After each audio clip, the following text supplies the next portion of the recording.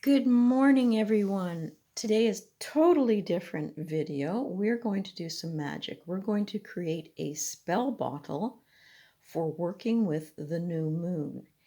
And the idea and springboard came from this Magickal Tarot guidebook put out by Robyn Valentine.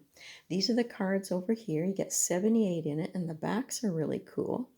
But I'm just focusing today on the High Priestess. Now, she does have a fabulous book in it, and I have turned us to the page for the High Priestess. So this is what we're working on today. So you can see she gives you the zodiacs, information about the High Priestess. You get a lot of info in this book. There's High Priestess symbolism and working the magic. So on the last page is where you actually get the ideas for the magic. And this one does indicate a spell bottle, and you can see all the ingredients she has suggested there and instructions down below with a chant that we can use or a magical spell paragraph, whatever you want to call it. Now, I'm going to set that aside for a bit because I did go through and make some notes for myself and then put a smattering of everything I want to use in the spell in front of us. Now, I'm going to be reusing a spell bottle that I used for a full moon spell about 3 months ago. I do have a little rose incense here to purify that with. All the ingredients she has suggested, plus a little extra. Now, I did include down here some of the ingredients that were in the full moon bottle because I think, there's a lot of magic to be had in there. I have some spheres, and the ingredient that I liked that she suggested was calendula, which I did harvest from some of my flowers last year. So we'll get that open and ready. And the idea is that we're going to be layering these herbs into the bottle and using it on an altar. And the altar you can see is way over there. I'm going to be using that one we got at a thrift store, which I love. It's got mother of pearl in it, which I thought went really good for a full moon or new moon like today. So let's start. First, she says to cleanse the bottle. So we'll get the incense going. And this is a little bit of rose incense, which I thought was kind of feminine. So that will work. I hope the lighting's fine. Now I'm just going to take this and let the smoke go into the bottle and cleanse it for the work we have to do. And this spell is all about enhancing our dreams. We really want to get the images and the messages moving and getting answers to all the things that we're working on and questioning this month so that we can start fresh and move ourselves forward. So we'll put that there. We'll cleanse the lid. And I really didn't want to wash the bottle because of all the energy it had in it from the last spell, but it did have some residue. So I'm just going to cleanse a little bit of the ingredients around here on the table. And we should probably cleanse the tarot card we're using, which is the High Priestess. And I like the cardstock on that one. That one's great. I've got some bay leaves in here. We'll add a little touch of smoke in there. And I'm just going to set this aside for now because I want to go on and dress the candles. So I'll move this to the side.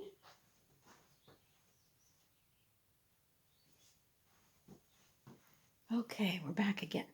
Now, as I say, I'm using my Monday oil, which is an olive oil carrier. And it's got a few gemstones and things in the bottom. Now, this one has geranium and lavender in it. So I'm just going to take these candles. And it suggested I could use silver, blue, purple. So I like silver and purple, and I think it goes with the deck as well. So I'm just going to be drawing in good energies for the new moon. I'm putting all my intentions in here that I be able to access all my intuitive abilities through my dreams. And I'll put a little bit more onto this one. This one is not as thick. It doesn't sit as secure in the holder. But again, I'm drawing in good energy. I want those dreams to be speaking to me about my path forward this month. Okay, and I did manage to find, get rid of the excess oil on me. That's always nice. A little butter dish that I'm going to be putting this on the altar because I don't want the candle wax to drip onto the wood of the altar. So that's completed. I'll move that to the side. The bottle's been cleansed. Now she's suggesting that we layer the ingredients. I'm still trying to get the oil off into the bottle. So let's just try that. And I did bring some of these little tweezers so that I can layer it a little bit easier in the bottle. So I'm going to bring my bottle forward. And there's still some smoke coming out. And as we go through, put it where you can see it, we're just going to mentally be thinking about our dreams, the images, and how we can access that. Now, calendula, as she suggested, I looked it up, is great for psychic enhancement. So I like things in 3. We're going to put 3 large doses of calendula. And if you can harvest it from your garden, all the better. So that goes in. And I might take a moment to add a little energy.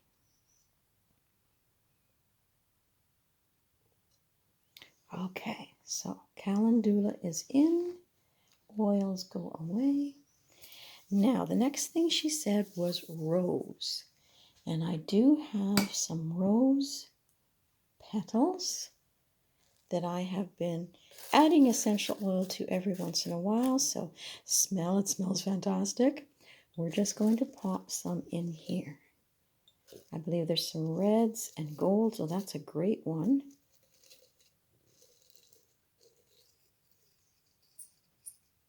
To enhance our dreams, to bring answers, to bring direction, to speak to those ancestors in our dreams that can help us. Perfect. That goes away. She said a little bit of mugwort. Now, mugwort should never be ingested. It causes cramps and toxic natures. So do not ingest. If you're using any of these things, make sure you're aware. But we're not ingesting anything in this bottle. It's just going in. So 3 dashes of mugwort.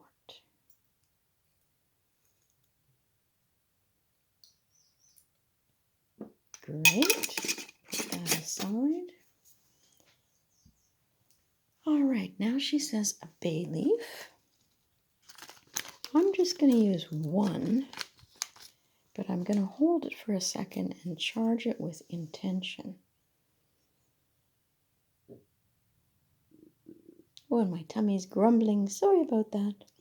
Okay, so this will enhance our dreams, and I'm going to crack it, if it will crack, yeah, because I want to crack through any blockages in my accessing of information in my dreams.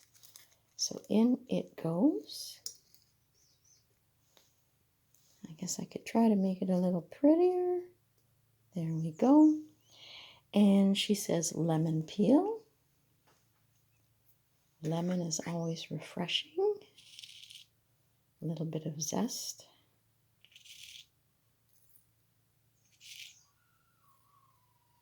Okay.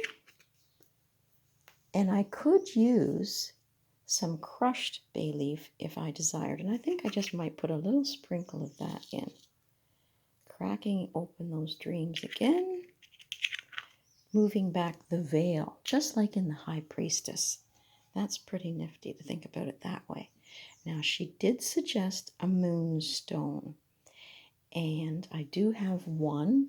My more attractive one was just recently put into a spell into the craggy brook out front of our house here.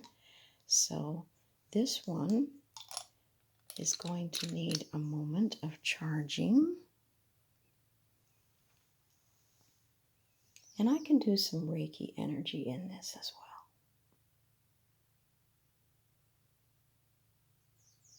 Removing the veil, any darkness, moving us into the light so that our dreams bring movement, psychic ability, depth, answers. And into the bottle it goes. And it suggests labradorite crystals, which I don't have any of those in gemstone form. I have a big ball on my altar over there waiting for us.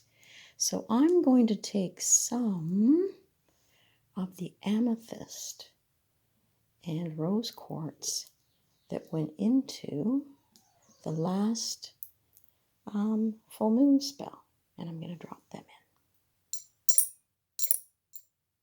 And thinking with intention that all this aids me in my dreams and my dream work and my psychic abilities. Okay.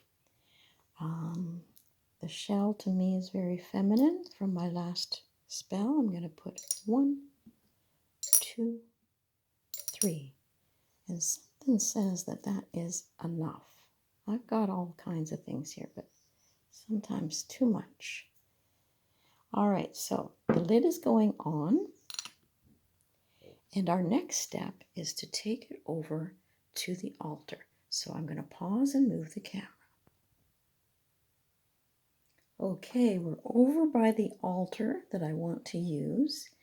And I did find a candle holder with a cat because that is quite commonly shown in the High Priestess card.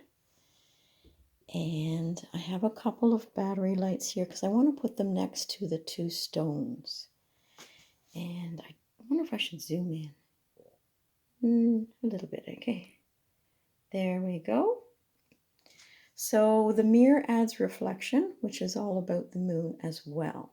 So here's my labradorite stone that I'm going to be using, which is gorgeous. And there is my clear crystal gazing ball. So what I'm going to do is start with the card. And she fits nicely in the wedge there. And I like the fact that it is a dark pillar and a light pillar, and that the dark labradorite is going to sit on the left, the clear on the right. I could have used a selenite there, but I went for clear because I want to move from darkness to light. I want clarity. And there is my candle. I'm going to light that. I've been using this for all kinds of magic. Oh, we got a good crackle there, so that's wonderful. So she's going to help light the altar for me. And I want to bring, to represent the 2 pillars again, these 2 candles that we dressed. So they'll be safe and sound there on either side of the card. So representing my pillars, I will light those.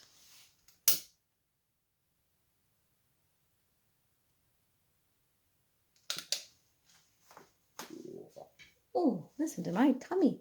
So now I want to bring over the spell bottle and put it in place. These were to light the two pillars, the two balls, and I think I want to put the remnants from my last moon spell over here to bring some good energy in that way. Now I'll probably take the moon bottle upstairs for my bedside table so that I can let the energy of that flow through each night. This should really be activated on a Monday, and this is a Friday. So I'm really going to put some intention in on Monday. But I'll be working with it in between. I think you got to do what you got to do when you got to do it, when the time is available. So everybody, I hope that if you can find this on Amazon, which I know you can, it's about $18, I believe, right now. This is a great introduction to making spell bottles, bags, and using each of your tarot cards in a magical way. So I'm going to say, have a fabulous day, and I hope if you create an altar for the High Priestess that maybe you could share it with me. Have fun.